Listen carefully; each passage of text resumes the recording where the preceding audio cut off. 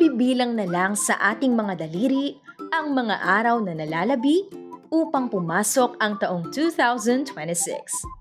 Ngunit paano mo ito sasalubungin?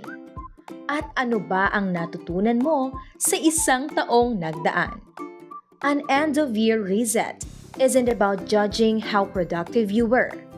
It's about understanding what shaped you, what drained you, and what helped you grow.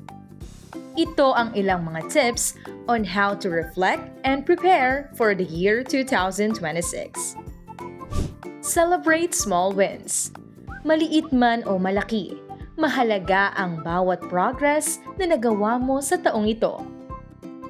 Release what drains you. Let go of habits, commitments, or mindsets that no longer serve your peace. Clear your space. Mag-ayos ng bahay, ng paligid, kahit ang pag-oorganisa ng mga emails at mga feeds sa iyong social media. A clean space invites fresh energy. Set intentions, not pressure.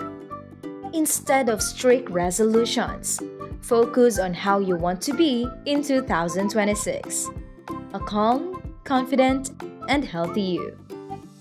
Reconnect with yourself. Maglakad sa beach, makinig ng music, or read some good books. Try to spend quiet time doing what suits you. At higit sa lahat, magpasalamat tayo sa Diyos dahil sa buong taon na pag-iingat niya sa atin.